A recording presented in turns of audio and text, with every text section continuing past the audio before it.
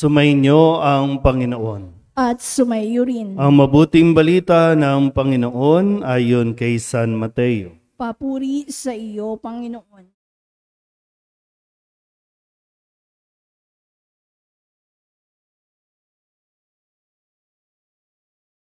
Noong panahong iyon, dumating si Jesus sa lupain ng Cesarea ng Filipos. Tinanong niya ang kanyang mga alagad, sino raw ang anak ng tao ayon sa mga tao? At sumagot sila, ang sabi po ng ilan ay si Juan Bautista kayo.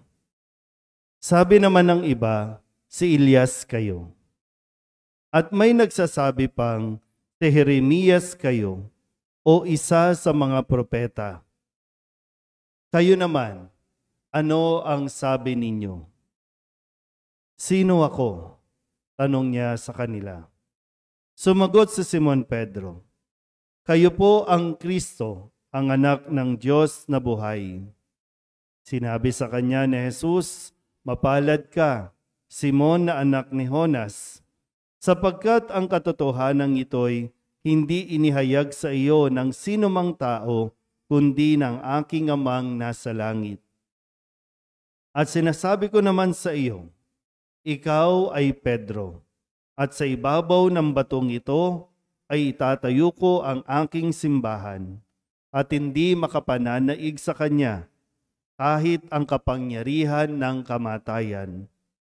Ibibigay ko sa iyo ang mga susi ng kaharian ng langit. Ang ipagbawal mo sa lupa ay ipagbabawal sa langit, at ang ipahintulot mo sa lupa ay ipahintulot sa langit. At mahigpit niyang tinagubilinan ang kanyang mga alagad na huwag sabihin kanino man na siya ang Kristo. Ang mabuting balita ng Panginoon. Pinupuri ka namin, Panginoong Hesukristo. Umupo ang lahat. Isang magandang umaga po sa inyong lahat. Tayo po ay nasa ika-21 linggo sa karaniwang panahon. At bukas, Lunes, ay simula na po ng pagpa-file ng mga kakandidato sa barangay election. At nais ko pong ang ating pagninilay sa umagang ito mula sa mga pagbasa natin ay nawa makatulong o maging gabay para sa atin pong pagsisimula ng pagpili para sa mga nagnanais maglingkod sa barangay natin. Inanyayahan ko din po yung ilang mga kagawad, barangay chairman, chairwoman at yung mga tatakbo po para sa darating na eleksyon. Sama-sama natin ito na mapagnilayan. Ano ba ang nais na iparating sa atin ni Jesus sa atin pong gagawing mga desisyon. Ang tanong ni Jesus sa kanyang mga alagad, sino ako ayon sa mga tao. At nung sabihin nila, tinanong din nila ng mas personal, kayo, sino ako? Kilala nyo ba ako? Kasi mahalaga na kayo naman po, no? Iba't ibang barangay tayo. Mayroon tayong, sa parokya natin, mayroong 12 na barangay. Tama ba? 12. At ang ibinoboto natin, ang pinipili natin, ay yung taga-barangay natin. So more or less, magkakapit bahay. Kaya mahalaga na nagkakakilala tayo. Importante yon.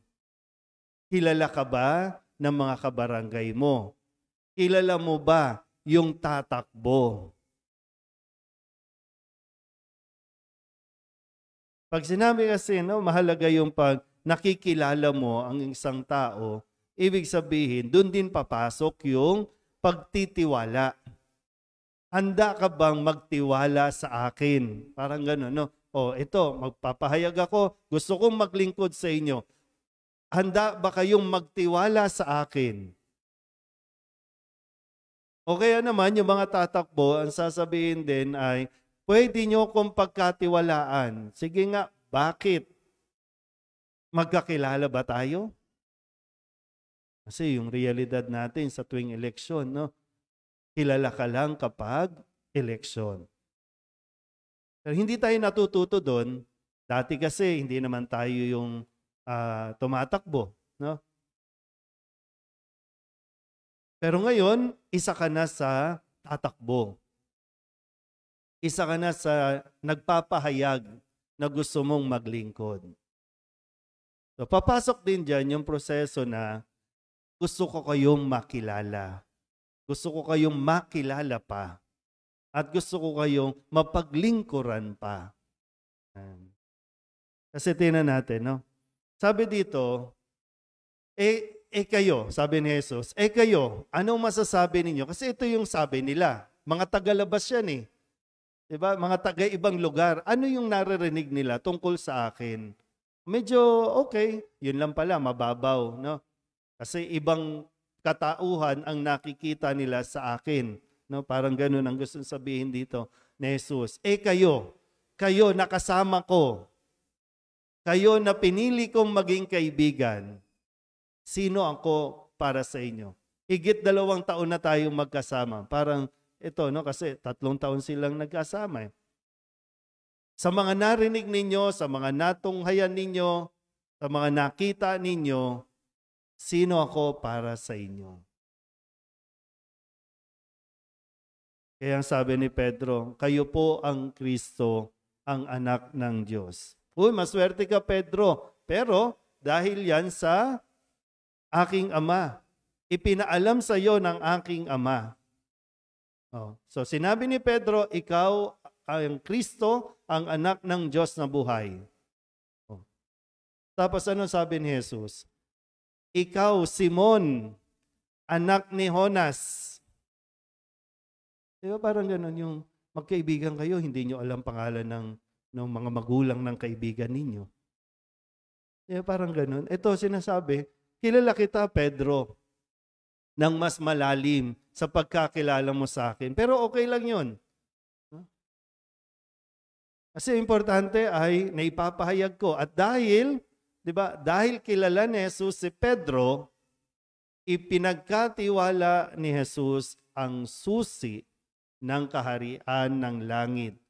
Isang katungkulan ang ipinagkatiwala ni Jesus kay Pedro. Katungkulan na nagtataglay ng kapangyarihan para magpatawad ng kasalanan. No? Sabi nga dito, ang ipahintulot mo sa lupa, ipapahintulot sa langit.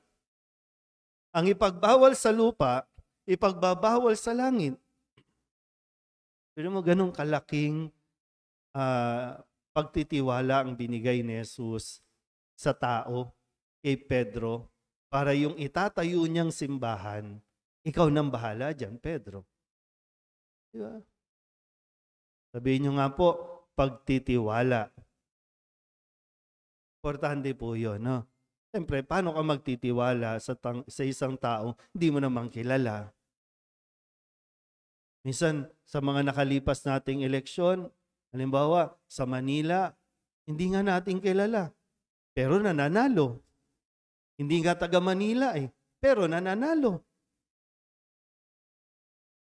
So, ano ba? Nasaan ba tayo ng ganong pag-iisip bilang mga botante? Bumili lang ng lupa dito, kabarangay na, tatakbo na. Ano talaga ang intensyon? Kasi tingnan niyo po, balikan natin. Sa unang pagbasa, itong si Sabnang, kasalukuyang namamahala sa palasyo. Sabi ng Panginoon, aalisin na kita, Sabnang.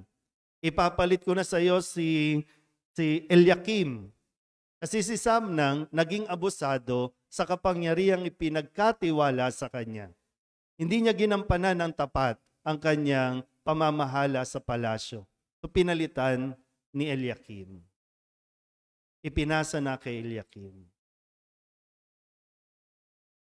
Tingnan ko lang ha. Pag nilayin niyo mabuti. Sa mga kasalukuyang nanunungkulan sa barangay, sa tingin niyo ba naging tapat sila para ipagpatuloy nila ang kanilang paglilingkod? O sa tingin niyo sinasabi ng Diyos, palitan na natin? Isip mabuti ha.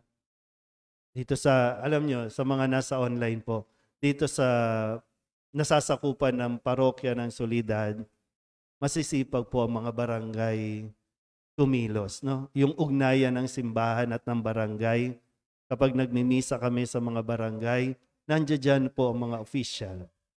Kasi maganda yung makikita mo na may magandang relasyon ang mga nanunungkulan sa barangay sa Diyos.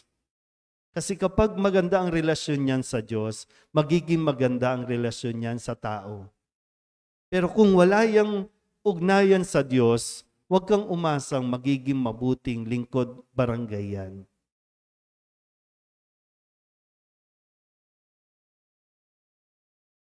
Hindi po ito biro-biro lang. Kumbaga, yung nag-i-invest tayo ng hindi sa pera, hindi monetary. Nag-i-invest tayo ng tiwala sa tao. Inalagaan ba ang tiwalang ito? O inabuso natin ang pagtitiwalang hindi lang ng tao, yung pagtitiwalang ibinibigay ng Diyos sa iyo? Siyempre, maraming tukso, maraming lalapit yan. Matino naman po lahat yan. Na demonyo lang. Sobrang lakas lang ng demonyo. Pero mababait yan. Yung lahat yan ngayon, pure intention pa yan na gusto talagang maglingkod niyan. Pure intention, okay po yan. Kaya nga kailangan natin binabantayan Kasi sayang. Kapag na demonyo, sayang sayang. So, ngayon, magiging katulad ba ni Sabnang? Papalitan na? Ni Eliakim? O tuloy pa? Kayo po ang nakakasalamuha, ha? Kayo po ang nakakasama niyan. Kasi ito, barangay na ito, yung kabila, ibang barangay na. Ganito lang kaliit, pero napakadaming barangay natin. Kanya-kanya po, na siyempre, mas kilala mo siya kaysa sa kilala nila. Wala pong mali doon. Ang kailangan lang, pagdasalan mo ng mabuti. Ito ba ay, katulad nga dito sa sinasabi sa sulat ni San Pablo sa ikalawang pagbasa, ito ba ay nakakaalam din ng pag-iisip ng Panginoon? Ito ba kapag nagdidesisyon, ay isinasangguni pa sa Diyos? May puso ba itong katulad ng kay Jesus na kapag yung paglilingkod handang magbigay, mag-alay? ng kanyang sarili. Alam niyo, kahit yung resources, yung personal niya, ibibigay niya. Yun yung tinitingnan. At dapat mong tingnan. Hindi natin huhusgahan yung educational background, yung family background, kundi yung puso ng taong ito. At malalaman mo din yan kung talagang pagdadasalan mo.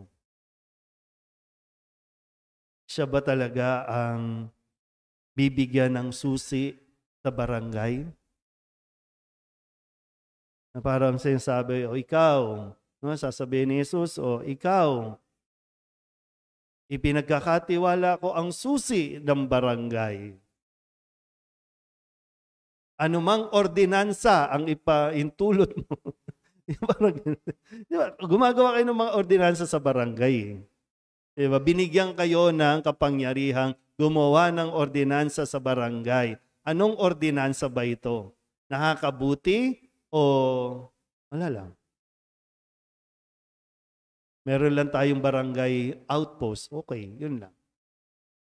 Pero pag may mga problema, mga riot, wala. Nagtatago na ang mga kagawad. Nagtatago na ang mga tanod. Naghihintay na lang ng tuwing kailan ba yung honorarium? Tuwing kailan? Every quarter. O, bago mag-honorarium, yan, masipag na. Attendance. Hindi ko sinasabing dito ha. Maraming barangay na ganyang mga report, no, ng sana ipagdasal natin kahit dito man lang sa parokya natin sa Soledad na gabayan talaga ng magpagabay talaga sila, no, sa mahal na birhen sa mga desisyon na gagawin nila. Kasi lahat tayo ay anak ng mahal na birhen dito. May mga pagkakataon lang, ikaw muna ngayon ha, ikaw ang naatasan, pero kailangan mong ipasa ito sa susunod sa iba. Kaya nga may termino, sayang, samantalahin yung pagkakataon, yung privilege ba? Hindi mo ito karapatan, pero binibigyan ka ng pribilehiyong makapaglingkod. Kaya, kilalanin. Yung mas malalim na pagkilala. Yung mayroong kaakibat na pagtitiwala. Amen?